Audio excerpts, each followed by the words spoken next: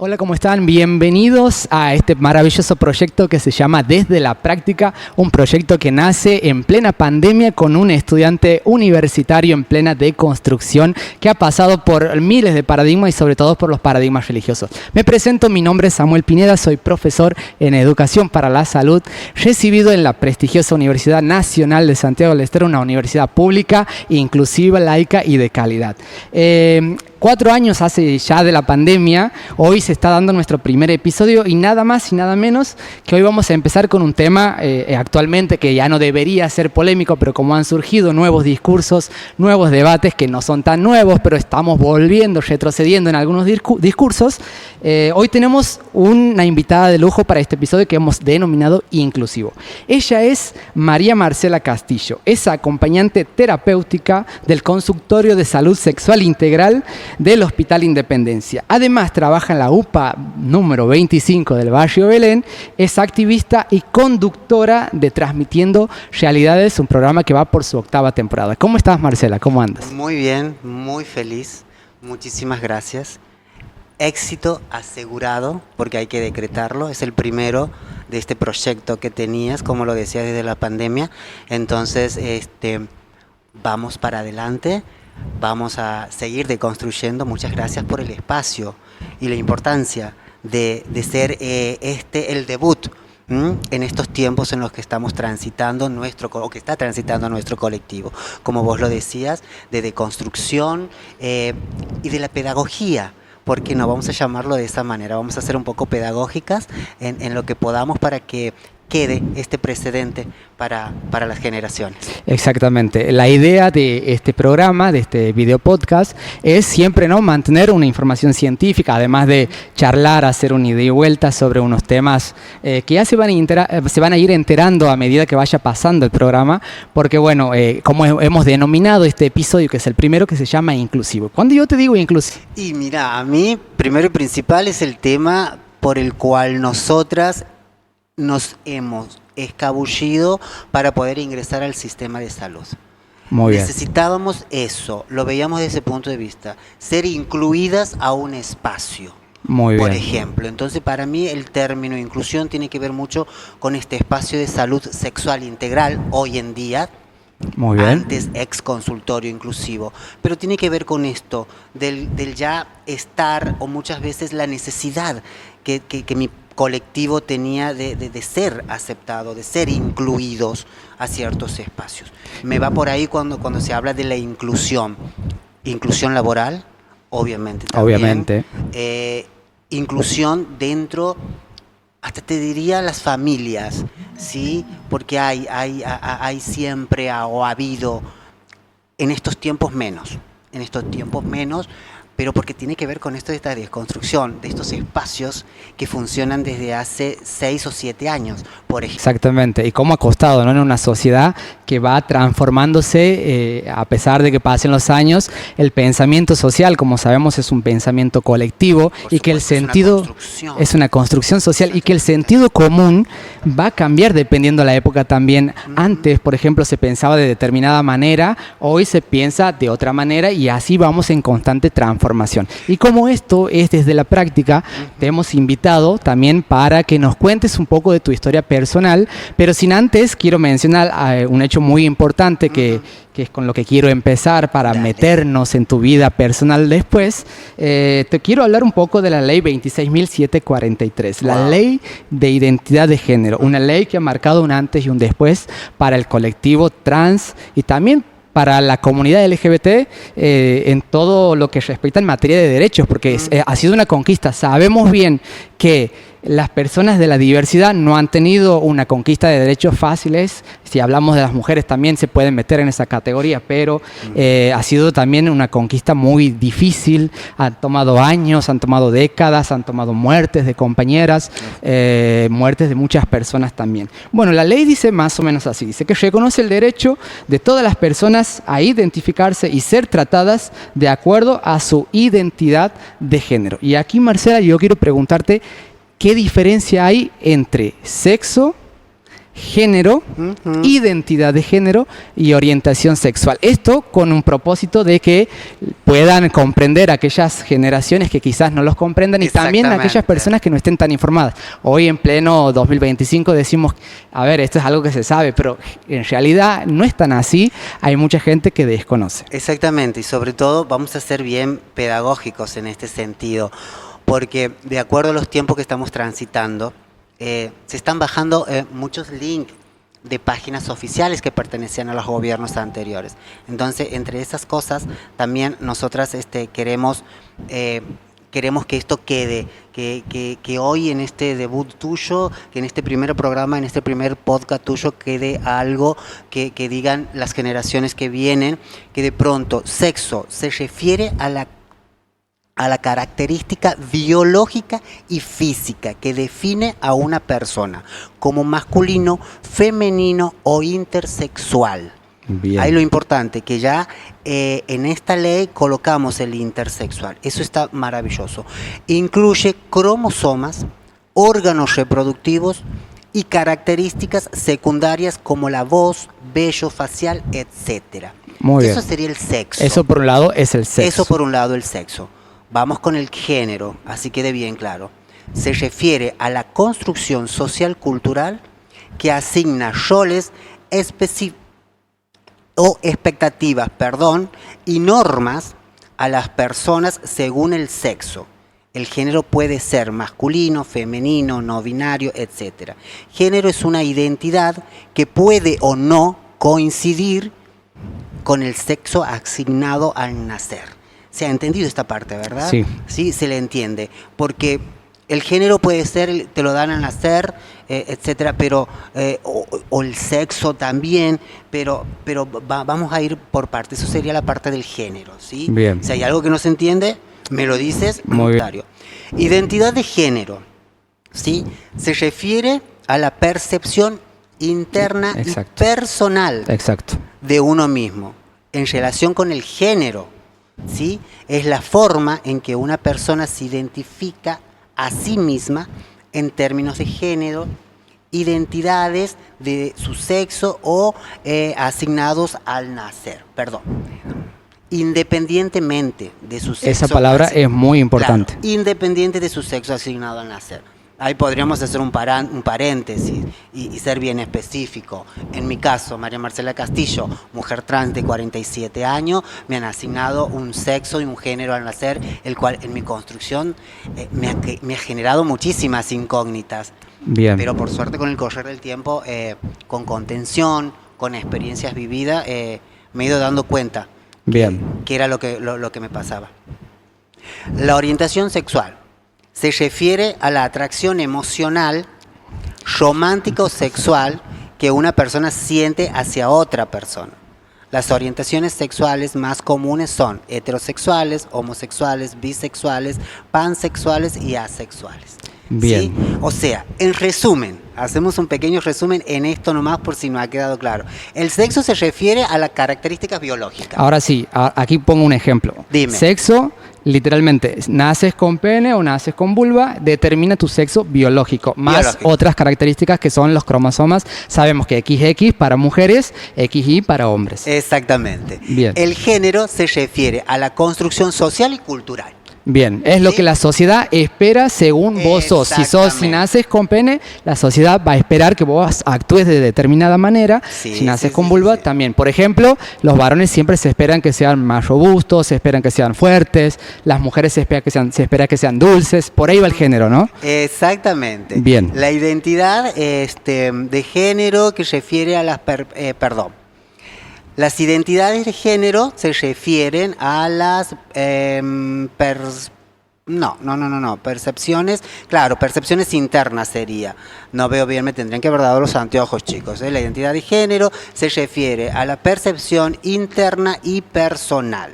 La orientación sexual se refiere a la atención, emociones románticas o sexual. Como habíamos dicho, la orientación sexual puede ser heterosexual, puede ser también gay o lesbiana y bisexual también. Bueno, ahí has nombrado otras categorías que quizá la gente no lo conoce, que es pansexual. La pansexualidad, sí, pero imagínate si en un país en el cual Por decreto también se ha derogado un DNI no binario. Imagínate, sobre todo para estos tiempos que están corriendo, con los discursos de odio que hay, tener que salir a explicar este tipo de cosas también, la pansexualidad, etcétera, etcétera, y suena o hace sentir, porque te hace sentir un poco que dices, che, vale la pena en este momento, si hay personas que nosotros, bueno, defendamos o vamos a defender lo que tenemos conquistado.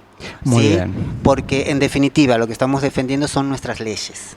Bien. Leyes derogadas, sancionadas como corresponde, sí, que han ido a cámaras, que se han discutido durante muchísimo tiempo, donde hemos estado en el ojo de la tormenta. Que vienen presentándose como proyecto de ley Totalmente. año tras año, y que Año muchas tras veces no había año. quórum y que otras veces ponían excusas y ha costado mucho tiempo. Exactamente. Y no nos olvidemos del matrimonio igualitario, que también, ¿sí? También ha Que sido también una ley muy importante. Ha venido también para cambiar un poco estos roles o estas historias. Por darte un ejemplo, una historia, dos personas del mismo sexo, dos chicos gay, que vivieron durante muchos años, que generaron su patrimonio, que tenían sus cosas, ¿sí?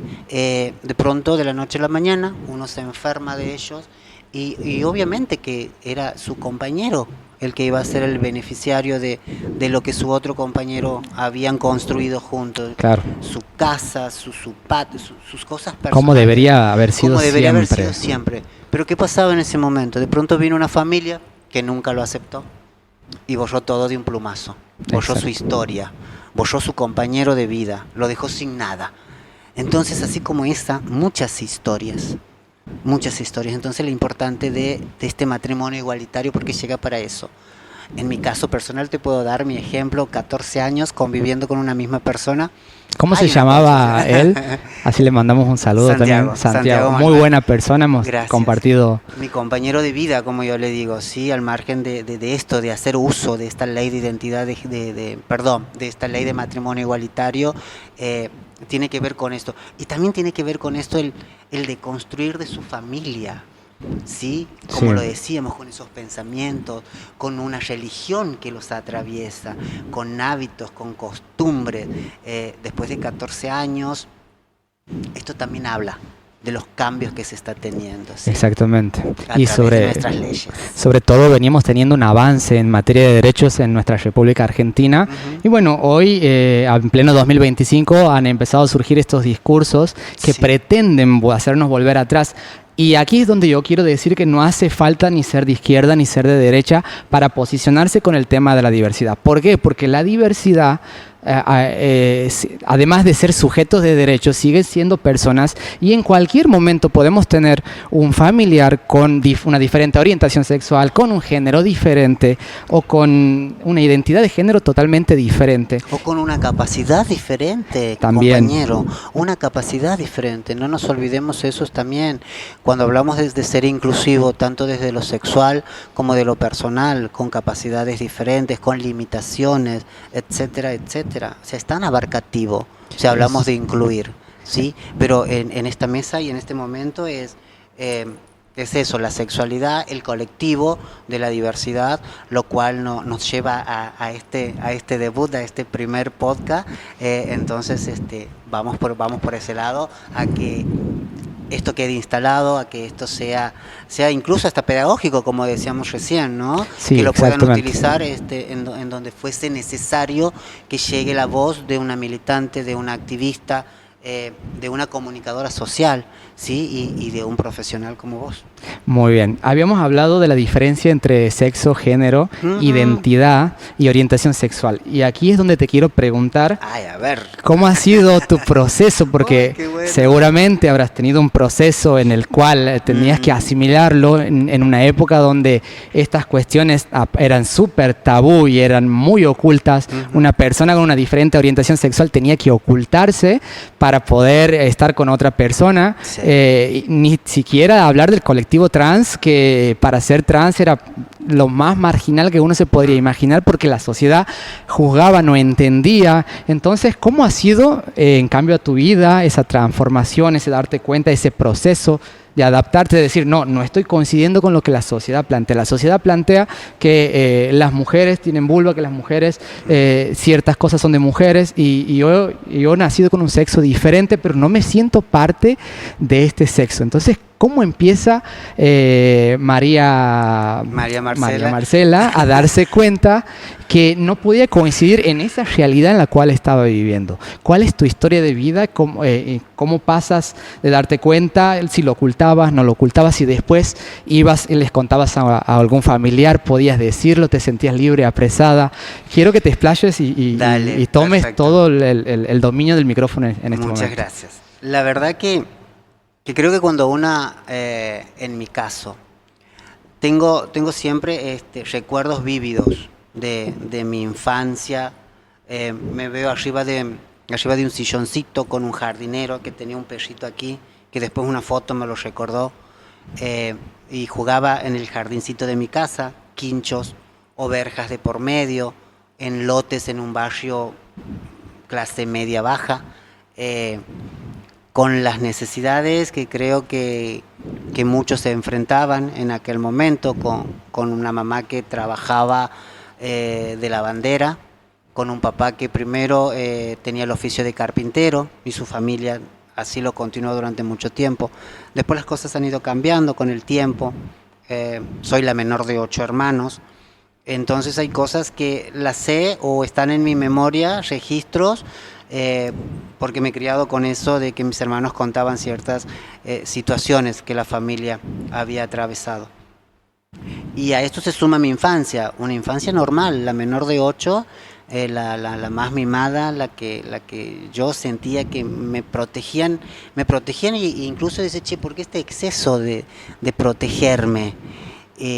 Pero porque yo vivía mi niñez y mi crecimiento de una manera normal. Yo lo vivía desde el ignorar que en realidad estaba siendo distinto a mis hermanos, ¿sí? Lo vivía desde ese punto de vista.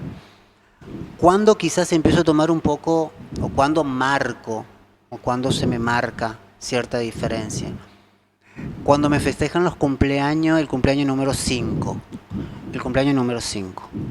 Recuerdos de 3, 4, 5 años, tengo esos recuerdos así, muy marcados, que yo pretendía tener una torta.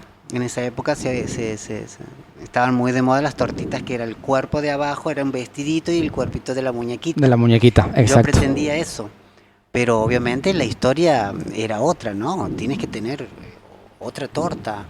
Te lo hacemos una cancha, no, yo no quería una cancha. Entonces me lo han hecho una torta de 3 pisos, bizcochuelos caseros, me acuerdo, todo era casero, y una arriba de la otra, y en el último bizcochuelo colocaron un barquito multicolor. Repartieron toda la parte de abajo y era la parte de arriba, no, lo de arriba no lo toquen. No entendía hasta ahora de grande que quizás era una manera que yo tenía de revelarme eso. No quiero que coman eso, que era lo que identificaba mi torta. Un barco. Hice que mi mamá lo pusiera arriba de la heladera y cada vez que alguien quería ir a tocarlo yo lloraba. Vuelvo a repetirlo con el correr de los años y de adulta. Era la forma que yo tenía de manifestar mi desconformidad. Ese tiempo claro, eras pequeña y no... Claro, era de caprichoso nomás, porque no quiere que coman, porque esto, no. Pero había tenido un sentido, y tiene un sentido muy importante en mi vida. Lo tiene, ¿sí? Porque ahí me marca esa sociedad, ahí me marca esa familia. Sobre todo la sociedad o el entorno familiar, porque era lo que correspondía, ¿no? No puede tener una muñeca si es varón. Claro. No puede tener una torta de esa manera. Claro. ¿Ah? O sea, ya marcaban. Así que imagínate, ese ha sido lo primero que me ha marcado. Después, adolescencia, dentro de todo, como creo que la mayoría, en la escuela, tengo recuerdos del jardín, que siempre la maestra me destacaba en la parte manual, digamos. ¿Te gustaban mucho las manualidades? Sí, mucho las manualidades, y mientras que mis compañeros yo veía que preferían subirse, treparse, yo no era más tranqui en ese sentido. Cosas de mi formación de niña y el jardín. Repito nuevamente, lo vivía con mucha naturalidad. Hoy en día me doy cuenta y observando y ayudando a personas adolescentes y a niñeces, y por ahí vienen papás o en la misma crianza de familiares o de amigas que han criado, que están criando sus niñeces, uno se ve reflejado en ese, che, yo era así. Claro. Entonces hoy hay una gran diferencia, podemos resguardar esas niñeces y esas infancias, que tiene mucho que ver con esto también, y hagamos un paréntesis hablando de las niñeces y de las infancias. Es tan fácil querer que la gente no sea, no sienta, no se construya a través de un decreto o venir y querer imponer cosas que ya la medicina, la pediatría de nuestro país se ha declarado totalmente en contra de los dichos de la presidencia de este momento. Entonces, ante eso, ya no hay nada que hablar con respecto a lo que se puede haber dicho, ¿sí?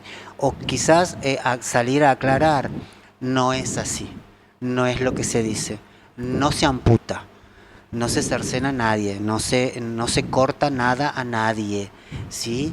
Y si ha habido, porque hay precedentes de tratamientos hormonales en adolescencias, bien, han sido bajo un estricto cuidado familiar, psicológico y jurídico, ¿sí?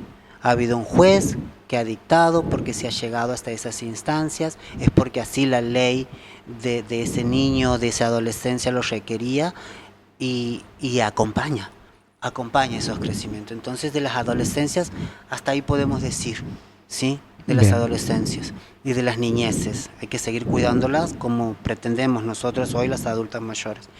Y volviendo a mi construcción, la escuela, el bullying, las cosas normales, el ser débilcito era sinónimo de ser un poquito afeminado, bien dicho, maricón. Sí, vos puedes decir la palabra que quieras, no. Después le ponemos el tit ahí. Después le ponen el pip. Y... sí, era una mariconada no hacer las cosas que hacía quizás el más rebelde del aula. Del aula, exactamente.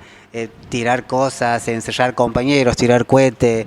Yo he hecho mi primaria y mi jardín en la escuela Agustina Palacio de Libarona. Mira que es algo que nunca lo nombro.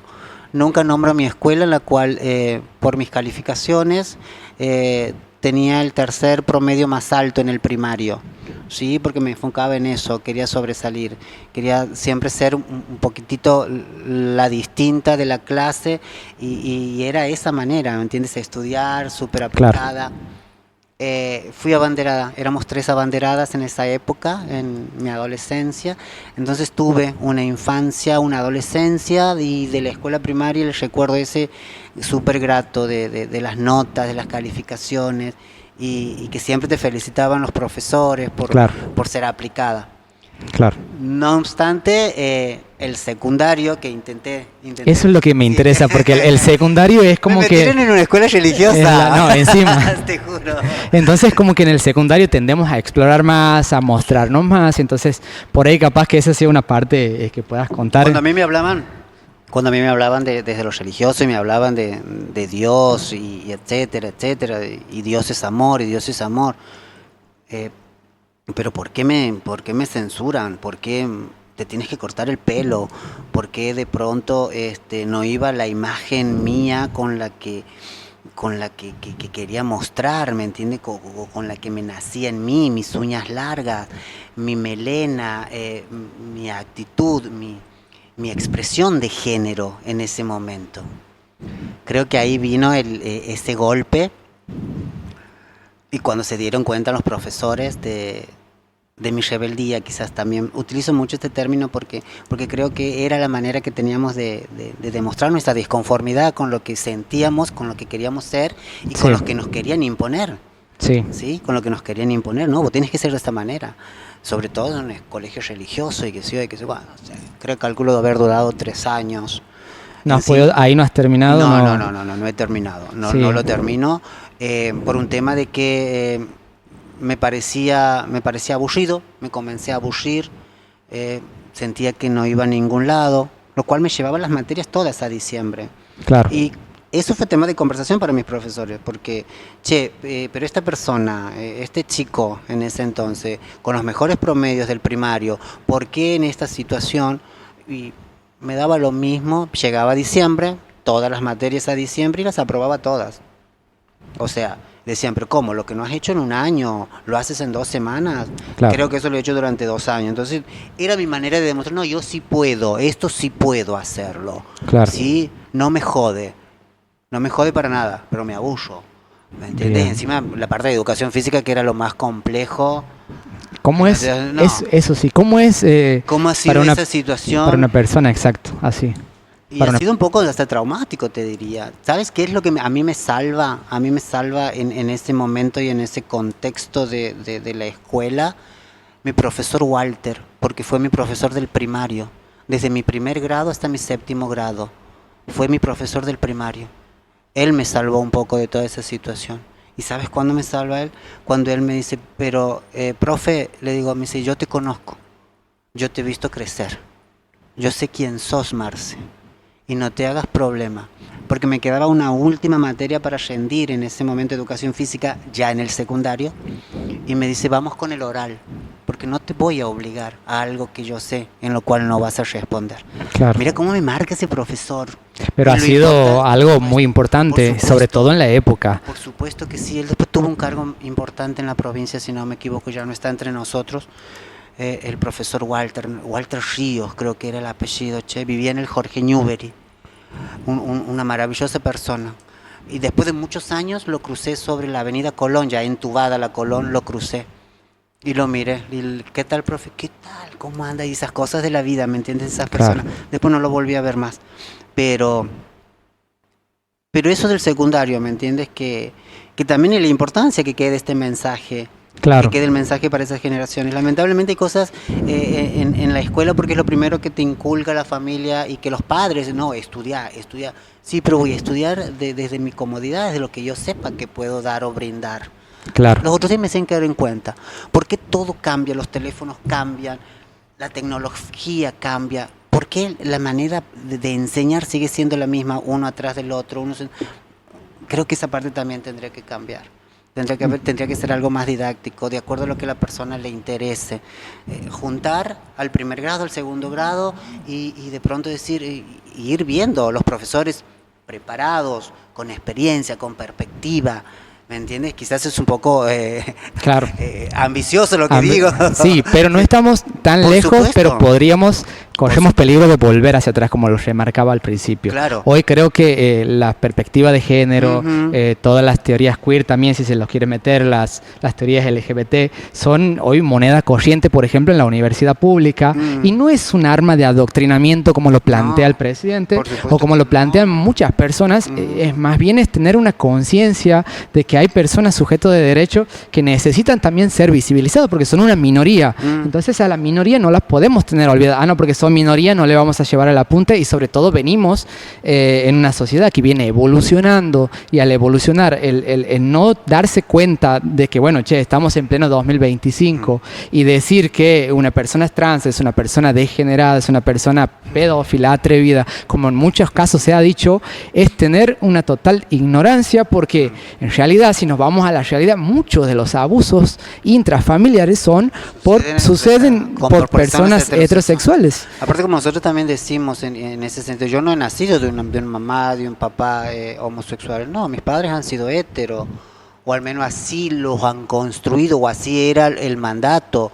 Porque también hay precedentes hoy en día de familias que sus papás, sus mamás de grande, y después de haber dado o haberle dado a quienes les requerían o les obligaban que sean de esa manera, hoy esas personas están totalmente deconstruidas.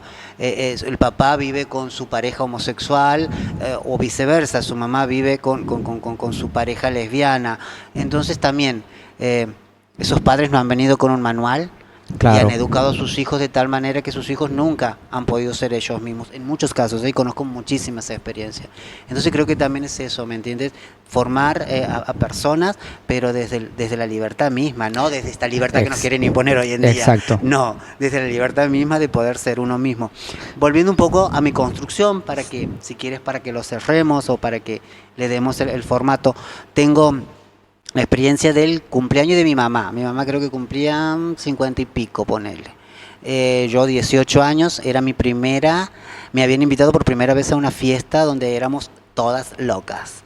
¿Me entiendes? Éramos todas locas y la verdad que mi mamá no quería saber nada con que me vaya, con que salga. ¿Tenías tu grupo de amigas también Ya. que eran de la diversidad, digamos? Eran de la diversidad. En ese momento, travestis no. Éramos un grupo de chicos gays, rebeldes, mariconas, pongamos demasiado femeninas, muchas. Bien. Experimentando después de los secundarios, etcétera, etcétera. Y era eso, esa noche era esa fiesta, de la cual sí, terminó convenciéndole a mi mamá enojada porque era su cumpleaños, ¿cómo te vas a ir? Es mi cumpleaños, qué sé yo, qué sé cuánto. Pero bueno, viví esa primera experiencia de esa primera reunión. Después lo que a nosotros nos marcó mucho la vida y nuestras construcciones, y es algo que nos atraviesa la cultura en este caso, son las comparsas, son los carnavales. Exactamente. Siempre se vinculan, ¿no? A dónde vamos, se comparsa con Totalmente, con el colectivo trans, LGBT. Aparte, ¿por qué? ¿Y por qué nos marcó mucho también esa adolescencia, ese transitar? Por el tema de lo legal. Porque durante todo el año había artículos en la provincia que la policía te llevaba presa y ellos se avalaban de eso, se agarraban de eso. El artículo 83, no me olvido nunca, por prenda femenina, ¿me entiendes? Por vestimenta de cosas. Entonces los carnavales era la única fecha que a nosotros no nos llevaban presas. Claro, aquí ponemos un punto porque, a ver, yo en nuestro pensamiento yo pienso que el podcast va a llegar a la comunidad también universitaria y hay muchos chicos ingresantes que quizás han nacido en 2006, 2005 que desconocen un poco de la historia que ha pasado el colectivo de la diversidad, sea cual sea el tipo de diversidad. Entonces esto de que la policía, si se te juntabas en una esquina con una amiga trans, te llevaba, era tan real que yo recuerdo que tenía 7, 8 años en el barrio de mi abuela y en la esquina, mi abuela vive por el Juan Felipe Valla, cerca de las Fandes, digamos, y ahí en la esquina era un lugar donde siempre estaban trabajadores sexuales trans. Compañeras, sí. Exactamente. Sí, entonces, pasé por ahí. Tuve amigas en esa zona. Recuerdo que muchas veces la policía sabía pasar y sabía levantarlas. Sí. Y bueno, no era muy bien como la pasaban, digamos. Pero yo no sabía, y me estoy enterando porque no es no es de conocimiento público, que había un artículo. El artículo 82.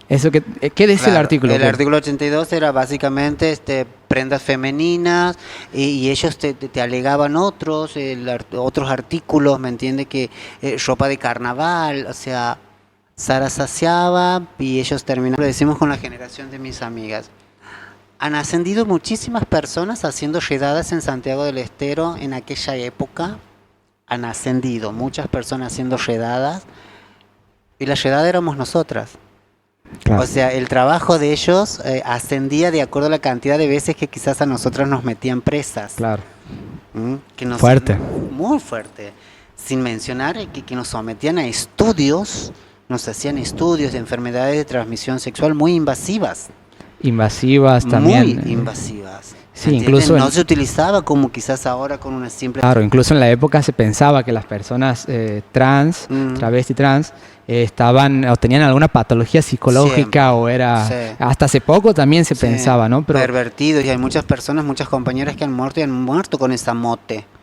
Exacto. Han muerto con ese estigma de decir que eran abusadoras, porque si eras una profesora no te podías enamorar, si eras un profesor gay no te podías enamorar, claro. Si eras un modisto tampoco te podías enamorar, tenías que estar metido en tu cosiendo y etcétera, etcétera. Claro. O sea, y ese tipo de cosas.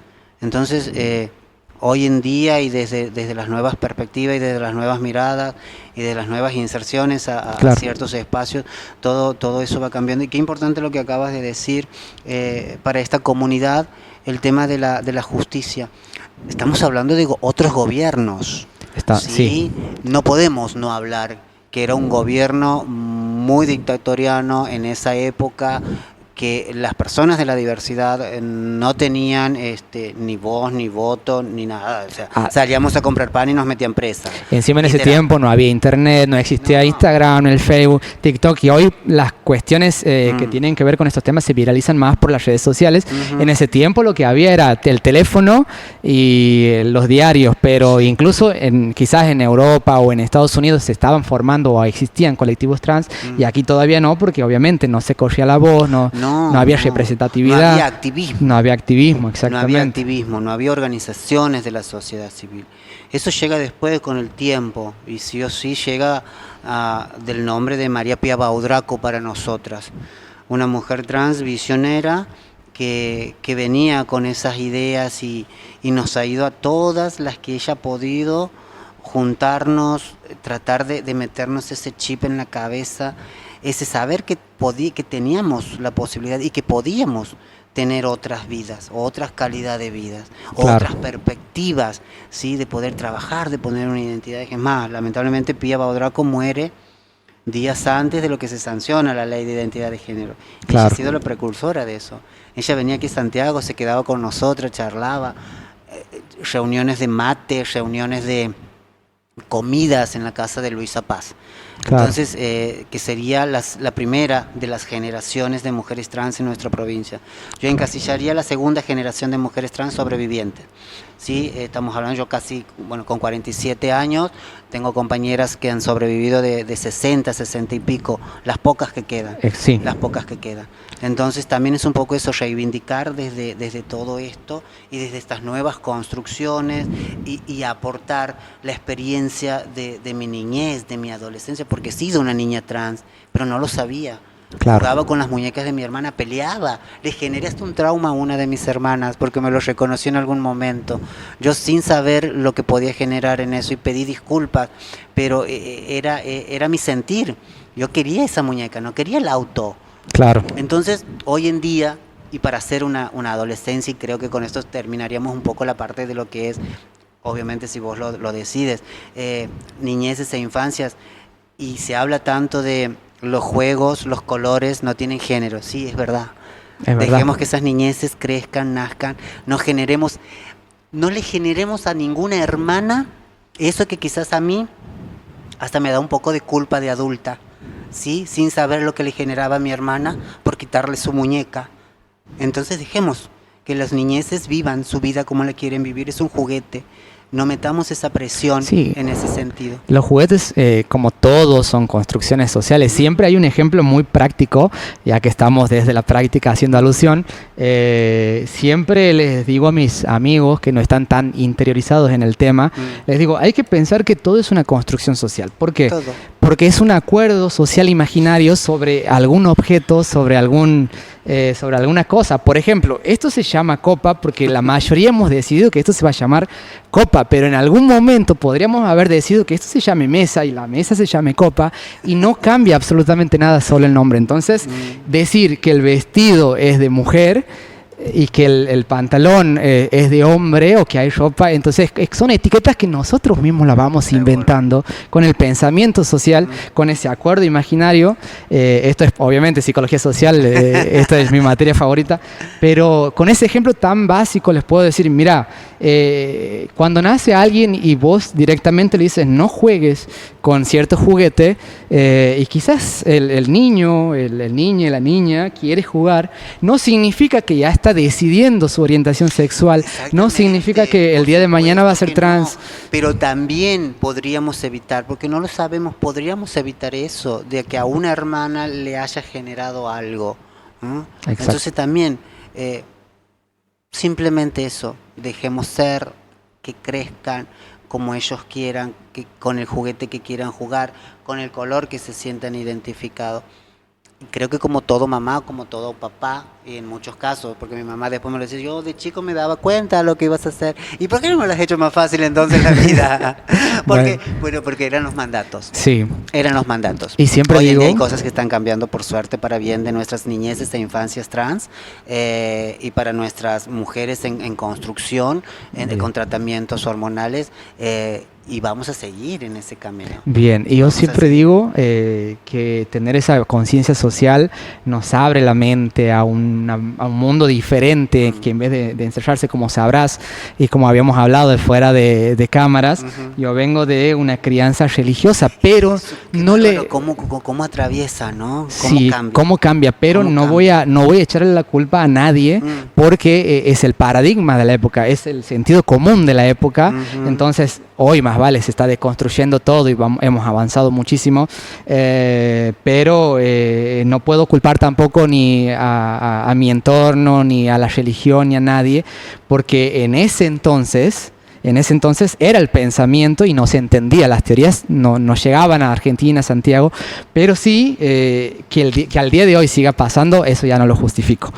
No lo puedo justificar porque hoy hay infinidades de formación en género, creo que esta generación, la generación de los 93, 94, 95 para arriba ya son todos universitarios o en su mayoría o han recibido alguna vez perspectiva de género, tenemos Instagram, tenemos YouTube, tenemos los podcasts también que son informativos.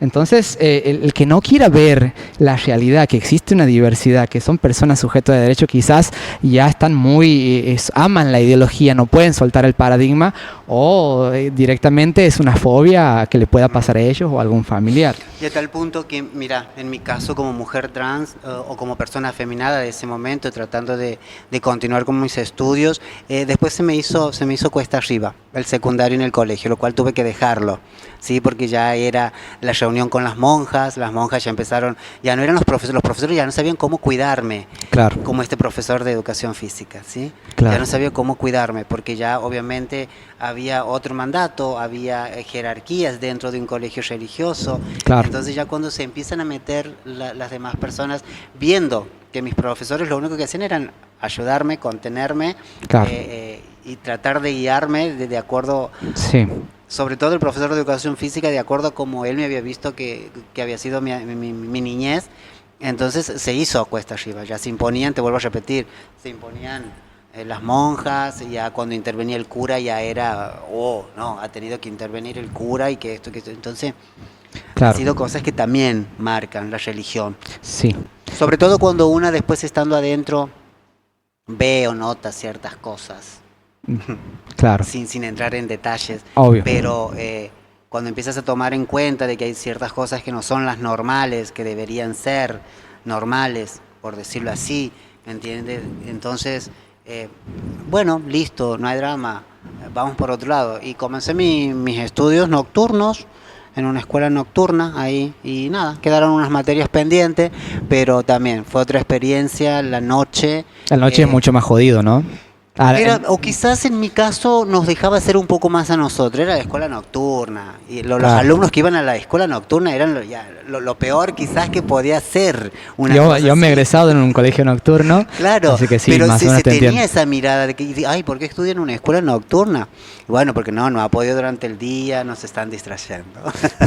Sí, ahí la producción está ahí. La producción charlando. Pero está bien, está bien. También están pendientes de todos los chicos, qué lindo. Sí, aparte sí. la tienes a la Clarisa. La Clary, sí, amor, pilar fundamental. Muchísimo. No, y mi hermano también, mi hermano es un capo con todo lo que es, él es Yamir Pineda, no, obviamente le vamos a hacer publicidad, después él se dedica a todo lo que es multimedia, bueno, la Clary también está en Radio Fantástica, seguro. Así que se ha armado un lindo equipo. Maravilloso equipo, sobre todo para ser el primero y contar y esto y que quede, volvamos a repetir lo que quede, si tiene que quedar en la pedagogía, si tiene que quedar para que estudiantes de la universidad vean, y también generar estos disparadores con corazón, claro. ¿No? Generar estos disparadores, chicos, ¿cómo se la historia política de ese tiempo? Vamos a investigar. Te aseguro que de aquí muchos disparadores se están generando. Es la idea. Sí, muchos. Es importante esa política de esos tiempos en los cuales a nosotras únicamente podíamos vivir o existíamos para las comparsas. Exacto. Nada más. Y para el trabajo sexual. No había oportunidades de nada. Olvídate. Era de lo más excluido de la sociedad. Olvídate. Y el que tenía algún trabajo que podía hacer era...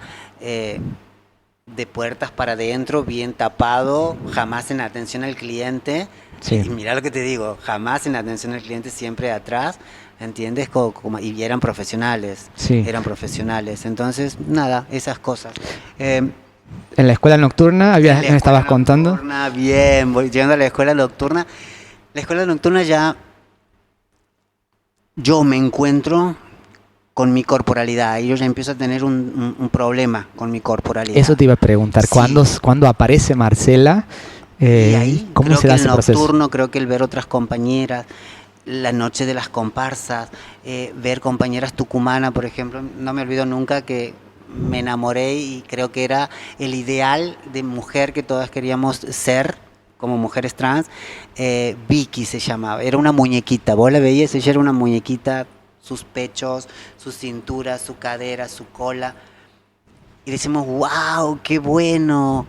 Y con el correr de los años nos dimos cuenta las que por pertenecer o por sentir o por querer ser aceptadas en una sociedad como nos sentíamos o como quería que nos vean, femeninas, con un cuerpo armonioso, terminábamos cayendo en las siliconas, ¿sí? Terminábamos cayendo en los aceites, terminábamos cayendo en lo ilegal, terminábamos cayendo Era eso, muy en peligroso, eso, claro, ¿no? Por el tema eso de las hasta enfermedades. perverso te diría. Pero no juzgo ni siquiera a la que me colocó silicona, porque al contrario, ella también tuvo esa formación, Claro, ¿sí? Tuvo esa formación. Y detrás de eso, del querer vernos de una manera, hoy en día nos damos cuenta del error que hemos cometido, claro. los problemas que traen con los años este tipo de sustancias en nuestros cuerpos. Ahora, ¿cómo ¿sí? ha cambiado? Porque Por la supuesto. gente los chicos de las nuevas generaciones que vayan a ver el podcast, se van a enterar que antes era todo muy clandestino y hoy la ley permite la hormonización. Exactamente, Entonces, caemos en esto, caemos en que los tiempos y las que podemos o las que hemos sobrevivido, decirte, compañera, ese no es el camino. claro, Todo tiene un tiempo, hay una construcción de tu corporalidad. Los tiempos de nosotras nunca van a ser los mismos que de los papás, de la sociedad. No van a ser los mismos nunca, compañero. Al Claro. contrario, ¿sí? Nosotras tenemos nuestros propios tiempos de querer ya ciertas cosas, de saber que hoy tengo las ganas de estar aquí, hoy Claro. tengo las ganas de querer aportar. Ayer o antes de ayer, o quizás mañana o pasado, ya mi cabeza iba a estar en otra cosa. claro. Pero hoy es el momento justo, el ahora, ¿sí? Y que de esto quede algo para alguien seguro. Las siliconas y hoy un consultorio de salud sexual integral, donde como nosotros, yo no utilizo lenguaje técnico ni Claro. médico con mis pares o con las personas que van, le digo, vamos a cuidar el envase para futuro. Claro, Sí, y si bien es cierto, hay un recorte presupuestario a nivel nacional para las hormonizaciones, eso no quita que el servicio de salud sexual en el Hospital Independencia siga funcionando, claro.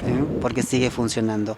No están solo las hormonizaciones, como decía los otros días en una nota que me realiza Gabriela Piovano, una médica infectóloga amiga de Buenos Aires, también muy controversial, muy peronista, y hablábamos de esto, ¿no? De los tiempos, del retroceso en los discursos, hablábamos de que Santiago del Estero, cómo está posesionado, cómo el colectivo LGBT en Santiago del Estero, cómo está posesionado, cómo este consultorio de salud sexual que salva vidas o que bien acompaña a personas que ya llegan tarde de mi colectivo, acompañan hasta último momento, hasta te diría con una muerte digna. Claro. ¿Sí? Entonces esas cosas también, antes incluso olvidadas, ignoradas, en una cama de hospital solas.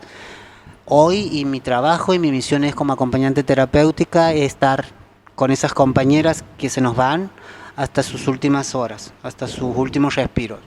Bien. Entonces esas cosas también. Y me lo dice una amiga y compañera activista, me dice, el día que me tenga que ir, espero tener una travesti, espero tener una marica, espero tener un puto a la par mía sosteniéndome la mano. Entonces la importancia también de estos espacios de salud, ¿sí? Donde brindamos Esa atención integral. Exactamente. ¿Qué es lo que se hace en el consultorio de salud sexual integral, aparte del acompañamiento? ¿Hay algunos testeos, hay talleres, hay de todo, información? sí, los primeros tiempos sí nos hemos encargado. Mira la importancia de eso, qué bueno que me lo preguntes. Porque comenzamos ad honorem en el hospital. O sea, sin nada. financiamiento, sin como, sueldo. Como activista, la única que tenía el sueldo pagado era la doctora Patricia Gómez, ¿sí? La doctora Patricia Gómez y mi compañera Yael Cuadrelli y yo, que nos hemos ido formando, de cómo sostenemos nosotras. También ese replanteo ya de mujeres adultas. En mi caso, mi compañera, edad menos que yo, por supuesto, ¿cómo hacen? Bueno, nos tenemos que preparar, nos tenemos que defender, porque sí o sí hacían notar ese tema de las jerarquías, ¿sí? En el hospital. ¿Y estos quiénes son? Claro, me imagino, ¿no? Aquí? Me imagino, habrá sido algo muy fuerte. ¿A qué han venido los travestis? ¿Ah? ¿Qué hace esta gente? Y lo escuchábamos y veíamos gestos, lenguajes corporales, personas que cuando íbamos pasando, personas sin disimular, hacían acotaciones con respecto a nosotras. Pero nos convertimos en esas pedagógicas, nos convertimos en esas personas educadoras de un sistema tan arraigado al sexo, hombre-mujer, asignado al nacer y listo. Estábamos ya desde dentro, claro, desde adentro. Entonces, wow, sí, qué fuerte esto, qué fuerte.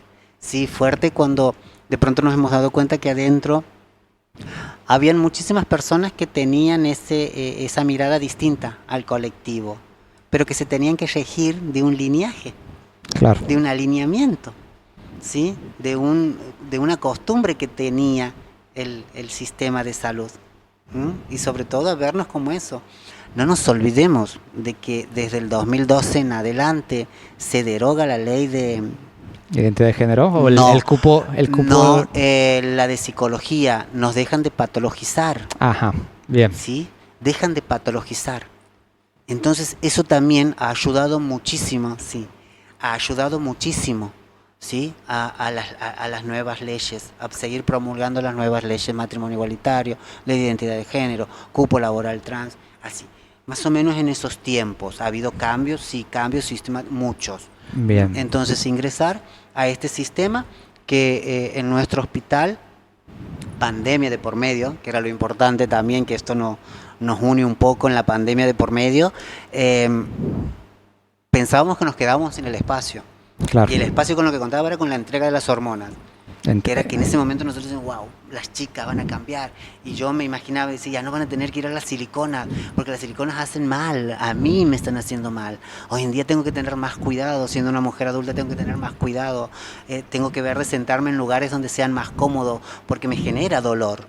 Y andar con ese dolor es todo un tema, los calores, etcétera, etcétera. Pero bueno, entonces chicas, esto es lo que tiene el hospital. Vamos por su construcción, por su corporalidad, tienen que tomar estas hormonas, tienen que tomar, che, ¿qué hacemos? Se viene la pandemia, bueno, no, ustedes no pueden seguir porque no, el hospital no se hace cargo si a ustedes les pasa algo. Claro. Bueno, nos encerraron con hormonas, a mi compañera Yael y a mí, en nuestras casas, y en los tiempos que nos dejaban salir, claro, porque o permitía que circule la gente en Santiago, iban las compañeras y retiraban de nuestras casas las hormonas. Imagínate lo que era para nosotros, bueno, seguimos, a pesar de todo, seguimos adelante. Bien. No cae este espacio. Bien. Que es lo mismo más o menos que nos ha pasado con Transmitiendo Realidades, y ahí podemos comparar las dos cosas. Nos encierran, no íbamos al piso de la Universidad Nacional, y de pronto, che, ¿cómo hacemos? ¿Qué hacemos? Y le digo, perdido por perdido. Le digo, hago un video. Me dice, ¿te animas? Me dice mi productora, Paola Sigalini. Mira, te estoy mezclando los dos temas, salud sí. Y la comunicación. ¿Por qué? Porque la pandemia era la que nos atravesaba en ese momento. Entonces me dice mi productora, ¿te animas a hacer un video? Le digo, sí, por supuesto. Le digo, ¿y qué tal si lo hacemos compartido a la pantalla y qué sé yo? Todo eso que empezamos a descubrir de la tecnología, porque no la manejábamos tampoco. Paramos que muchos nos hemos vuelto profesionales de la tecnología en pandemia. De pandemia en adelante. La pandemia ha sido un quiebre para todos, aprendizaje. Totalmente, un súper aprendizaje. Así que sola en mi casa y con mi productora del otro lado, con Paulita Sigalini, me iba dictando, me iba diciendo, Marcia, apretar tal botón, en la pantalla te sale tal cosa, etcétera, etcétera. Y así marcamos también, el colectivo LGBT marca un antes y un después en la pandemia y en lo que han sido los productos de la radio, de la universidad, porque nadie iba al piso. Entonces Ernesto Pico, en ese momento, que yo siempre le digo que era el Pablo Codevila de la universidad, el gerente de programación, siempre le decía eso a Ernesto Pico, una persona maravillosa que también gracias a él y a su mirada era como el mediador y un rector que toda la vida ha sido de lo que lo conocemos y la afinidad que tiene hacia con el colectivo y el respeto y la inclusión que hay en nuestra universidad pública, le dice, Ernesto nos dice a los otros compañeros, ¿por qué no realizan lo que está realizando Marcela? De grabarse y subir los contenidos a sus plataformas, a sus Facebook, etiqueten a la radio de la universidad. Y así lo han hecho. Así lo han hecho durante esos años de pandemia. Entonces dicen, bueno, bien, esto queda, porque tampoco queríamos perder ese espacio de activismo y militancia. Claro. Y a su vez en el consultorio también. Cuando está finalizando la pandemia, ahí recién, nosotros estábamos desesperanzadas con Yael, con mi compañera. Bueno, ya después de esto menos nos van a contratar, ya no tenemos un contrato. A tal punto que ese día antes que me llaman para avisarnos que estábamos contratados, nos llama Florcita Pérez Cisnero, que fue la secretaria del doctor César Monti. Porque, que en paz descanse. Sí, porque la verdad que sí tenemos que nombrar personas que han acompañado a la construcción de este espacio, el doctor César Monti, la ministra, la médica infectóloga Lucía Abdullajá, la compañera Luisa. El doctor, no, era el señor de Derechos Humanos, Hugo Ruiz, ¿puede ser? No recuerdo que ya no está entre nosotros tampoco él. La producción después se va a acordar seguramente. El de Derechos Humanos, ese señor también acompañó mucho a estos espacios. Entonces, había mandado mi currículum 2 días antes a Buenos Aires, a una compañera amiga que trabajaba en Punto de Cultura. Yo ya ha pasado esto, ¿qué más? Ya no me quiero quedar en esto, no quiero volver a esa vida que me atravesó en un momento de la noche, de la calle, de lo oscuro para mí. Claro. Hablo yo. Buscabas no volver a ese mundo que quizás las compañeras les cuesta salir también. Exactamente. Porque algunas, las que lo hacen estando conforme con eso, también las respeto. Sí, porque quizás obviamente hayan encontrado lo suyo y es respetable. Cada uno nos vamos encontrando a dónde queremos ser, hasta dónde nuestra vida, por dónde quiere ir. Pero ese hincapié de que antes era la única posibilidad del trabajo sexual y hoy es como que ahora se está abriendo más. No, tampoco es que hoy es mucho trabajo, pero hay una ley que acompaña, hay precedentes en el país, ¿me entiendes? Entonces hay lugares en los cuales hoy puedo ir con mi currículum, exactamente, ¿me entiendes? Y decir, bueno, yo también en igual de condiciones de los demás. Exactamente. Y en cuanto al consultorio, para no ser redundante y cerrarlo, digamos, ¿qué servicios está presentando actualmente? En este momento lo que está presentando, aparte de las hormonizaciones que están en un stand-by, porque no nos hemos quedado con que de nación nos han guardado las hormonas o han cortado los tratamientos hormonales y todo lo que el gobierno a su alrededor lo dice. Estamos haciendo y se han hecho estudios preventivos de cáncer de ano.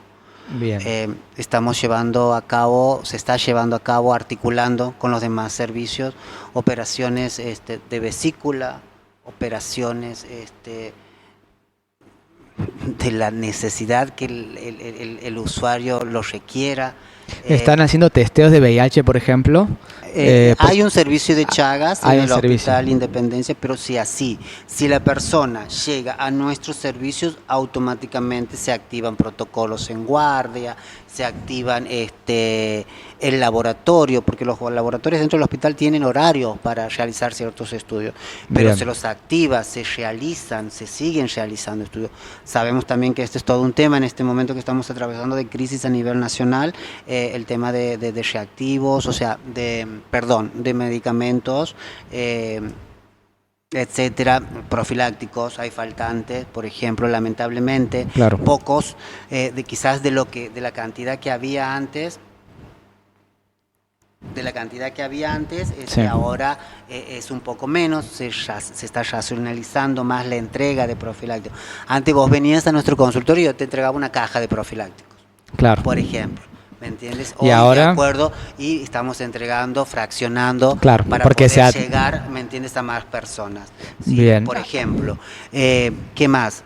Absolutamente todo, dermatología, consultas con médicas infectólogas, consultas por ecografías, consultas por estudios ginecológicos. No nos olvidemos nuestra población de hombre trans, ¿qué es lo que necesita? Claro. ¿Sí? Sí. Y esta es la parte pedagógica. Una mujer trans necesita de estudios con un proctólogo, ¿sí? O con un médico que entienda en la materia. Bien. Mientras que un hombre trans, por la genitalidad, necesita un control ginecológico con una ginecóloga, con una obstetra, Claro. que también ha habido casos.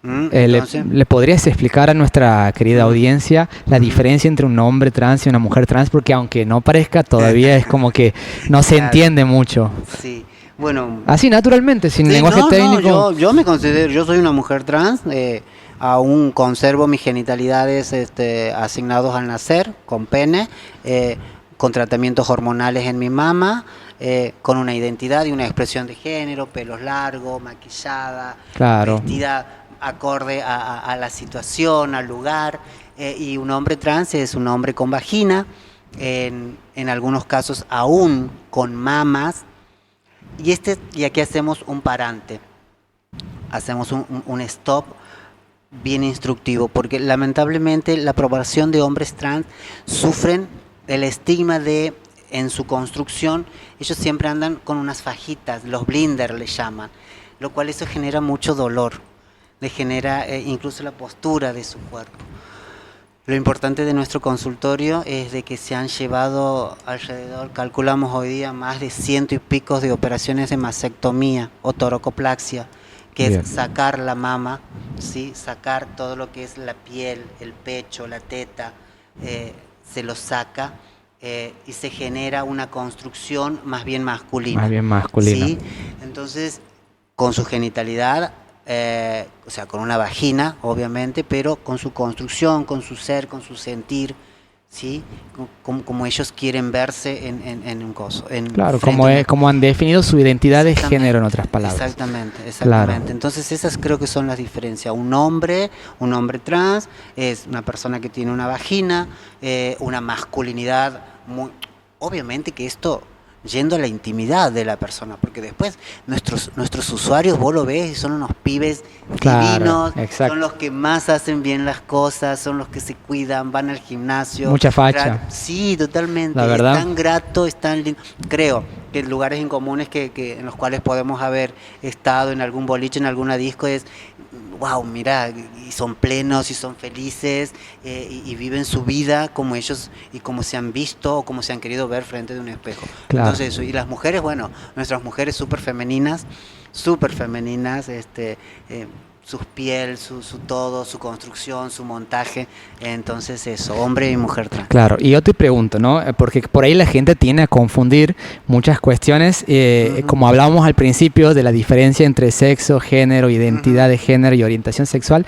¿Puede un hombre trans, que habíamos dicho que es un hombre, es una mujer que se ha transformado en hombre, digamos, ha cambiado su, no sé si está bien dicho, pero ha cambiado su identidad de género, no sé si ha cambiado su sexo también? Eso es otro tema. ¿Vos te refieres al tema de la paternidad en las masculinidades trans? No, me refiero a que si un hombre trans que tiene su genitalidad una vagina, le puede gustar otro hombre, porque aquí no coinciden a veces muchas cosas que se esperan. O si a una mujer trans le puede gustar una mujer. Existe, y lo importante de esto es eso. Porque no es muy visible, digamos. Por tampoco. supuesto que no, pero lo hay, porque incluso en nosotras está eso también de nosotras, de construirnos. Y te doy un claro ejemplo, y yo hablaba con mi compañero de vida. Mi compañero de vida, por ejemplo, no le gustaría adoptar. Es algo que a mí sí lo había pensado, pero con el correr del tiempo digo, bueno, quizás no en una otra vida, claro. etcétera, pero... de otras personas que sí lo quieren hacer o que sí lo pueden hacer, está maravilloso, ¿me entiendes? Me he ido un poco por la tangente, se me hace, pero sí, no, porque de pronto es bastante, ¿me entiendes? Es mucho. Es mucha información mucha también información para la lo que gente. te viene, cada experiencia es única, ¿sí? Entonces, repetímela la pregunta. Bien, no, la pregunta así bien formal, digamos, es... Bueno, si una mujer trans el tema de las... Ahora le puede gustar a otra mujer, digamos, sí, porque generalmente se asocia que una mujer trans va a tener de pareja un hombre. Entonces puede ser es lo que también... espera la sociedad. Exactamente. De la construcción femenina de una mujer trans. Pero hay chicas que no, hay chicas que sí, y si tenemos que poner chicas transvianas, chicas trans heterosexuales, chicas trans bisexuales, chicas trans lesbianas, etcétera, etcétera, ¿me entiendes? Y volviendo un poco ahora sí, volviendo un poco a lo que yo te decía de mi perspectiva, y en algún momento, no te voy a decir fantaseado porque no es el término correcto, pero sí hasta me podía haber visto enamorada de un hombre trans, ¿me entiendes? Por el hecho de quizás formar esa familia, porque hay precedentes. Claro. Hay chicas trans que tienen su familia, que no han optado por alquilar vientres, que no, sino con su propia pareja, que es un hombre trans, han decidido ampliar su familia. ¿Sí? Por eso es importante, y hablábamos del tema médico, clínico médico, los controles ginecológicos, porque si estás atravesando una etapa de transición hormonal y quizás te proyectas paternando, ¿sí? Tu cuerpo está preparado para eso. El cuerpo de un hombre trans está preparado para tener hijos. Obvio. Entonces, eso tiene mucho que ver con lo personal, con su construcción. En mi caso, ya soy adulta, pero de mi propio ser, un hijo o una hija, obviamente que no me lo imagino. Obvio. Y creo que eso se entiende a lo que voy, ¿sí? Sí. Utilizando mi esperma para fecundar otro, etcétera, si hablamos de cosas clínicas, médicas o la parte científica. Mi caso, pero sé que lo hay, sé que lo ha habido, sé que hay compañeras que han querido vivir esa experiencia y es maravilloso. Esa es la libertad que queremos. Bien. Sin títulos, sin rótulos. Bien. Dejando ser, dejando crecer. En definitiva, somos energías que nos encontramos en este plano. Exactamente. Terminamos siendo energías que nos encontramos y conectamos. A mí me dice, ¿por qué conectas con ciertas personas? Y no sé por qué conecto. Y tiene algo. Claro, hay algo, hay algún aprendizaje, hay un saber. Siempre dejando, porque ese es el morbo del común. Ah, sí, porque se enfiestan, porque con eso. No. Claro. No, señores, la cosa es totalmente distinta. Claro. Marce, estamos pasando la hora, pero quiero preguntarte, sí, nos estamos pasando la hora, pero sí quiero preguntarte de la ley un punto y también remarcar los dichos del presidente, ya que hablabas del consultorio de educación sexual integral, de salud sexual integral, perdón, ex consultorio inclusivo. Quería preguntarte, bueno, el presidente ha dado unos dichos por ahí por el 6 de febrero, si mal no recuerdo, que era de que, bueno, modifica el artículo 11 de la ley 26743 de identidad de género, en la cual hablaba de la hormonización en menores, por ejemplo. ¿Qué decía el presidente? Que no va a permitir que mutilen a niños porque es un acto muy perverso. ¿Qué opinión tienes vos? Si esto realmente es así o ha exagerado muchísimo, o si directamente... Definitivamente así, no es así. Cortito. No es así, definitivamente no es así, porque ha salido la organización de pediatras, médicos pediatras del país, ¿sí? Han salido a negar, a desmentir estos dichos, y si ha habido algún caso en particular, ha sido con el consentimiento de sus padres, con el apoyo clínico médico y seguramente con alguna juez que haya intervenido en esa situación. Bien. Entonces desmentimos totalmente, no es O sea así. que cuando se hacía esta hormonización siempre ha sido bajo la supervisión de los padres. Siempre, totalmente. ¿Nunca ha habido una intervención quirúrgica en menores, por así decirte, o sí se ha dado? Porque no tengo el conocimiento de que haya sido en esto y bajo la ley de identidad de género, obviamente que no. Bien. Hormonizaciones hasta te diría que, ¿por qué? Porque escuchaba, como te había dicho, siguiendo la línea del programa de la última entrevista que he tenido, he continuado viendo los invitados, había un médico y ese médico con estadísticas en Capital hablaba, quizás han sido 18 personas las cuales han sido hormonizadas, pero tiene que ver con un cierto contexto, ¿sí? La vida de cada uno, la experiencia, la familia, la salud, el cuidar a esa persona. Tengo pacientes de 14 años que nos sentamos a charlar y te aseguro que nos dan vuelta, porque vienen con otro chip totalmente incorporado. Pero quizás el argumento de ese sector que no está de acuerdo dice que un adolescente no puede decidir todavía qué quiere ser. Hasta los 18 años, pero pueden votar a los 16. ¿Cómo es eso? Sí, también hay... Depende de los intereses, ¿no? O sea, eso es también... Depende de los intereses. O sea, no me vas a dejar que quiera vivir mi corporalidad como quiera, pero sí tengo el derecho para elegir un pelotudo que no, por favor. Hay cosas que realmente, si queremos vivir en una Argentina, que realmente sea una Argentina libre, en Bien. libertad, pero no esta libertad que nos quieren imponer, derogándonos, queriéndonos invisibilizar una vez más, pretendiendo quitar derechos. Creo que para eso estamos, creo que esa es la misión. En estos tiempos de tanto discurso de odio, vamos a resistir, vamos a Muy seguir bien. resistiendo. Ese es el mensaje que estaba esperando la gente. Bien, María Marcela, nos quedamos cortos. Me faltó contar lo que ha sido mi deconstrucción. ¿Vos cómo lo has pasado? Hermoso, no sé si... Me gusta aprender las experiencias y siempre, como digo, fuera de cámara, que la gente que hace cosas, que es influyente, que influye en otra gente, son gente que admiro, así que te admiro bastante. Gracias. Quiero que sepas que la lucha trans ha sido una lucha dura, porque estoy interiorizado. Más allá de que mi construcción social es heterosis, tengo ahí una gente que duda, que piensa que soy gay. Hay una historia como que yo me he ido a una marcha. Sé vos mismo. Sí, obviamente. Ese es el tema. Ya tampoco te detengas como persona, tampoco te detengas a querer explicarle nada a nadie, porque Obviamente. siempre va a haber personas de cualquier lado, de cualquier sector. Obviamente, ¿sí? pero la Sé idea de vos. siempre es apoyar la lucha, porque tengo muchísimos amigos y en los pasillos de la facultad, historias como la tuya también hemos podido encontrar. Nos queda pendiente para otro episodio hablar de la educación también, lo difícil que ha sido ingresar, el sistema de salud y todo lo que le debe a la comunidad trans. Seguramente hoy me venía a la memoria Julieta, una compañera de obstetricia. Ella ha fallecido en el año 2022. Seguramente el trabajo que ella tenía, ella era una chica trans, ha hecho lo suyo. Ella estaba en segundo año, iba avanzando bien en la carrera, así que sí, para ella también quizás le dedico, ha sido amiga mía este episodio. Y bueno, agradecerte por haber colaborado y también agradecer a la Biblioteca Popular Agustín Álvarez por el espacio. Qué hermosa biblioteca. Así la verdad que es súper. Me preguntaba hace rato de tu producción si conocía biblioteca. Tengo pocas bibliotecas en mi vida, pero la verdad que esta está muy está hermosa. Está buena esta locación. Así que bueno. Gracias a vos. Éxitos. Muchas gracias. Esto ha sido todo. Esto ha sido el primer episodio. Espero que lo hayan disfrutado y nos vemos en el siguiente en Aquí desde la práctica.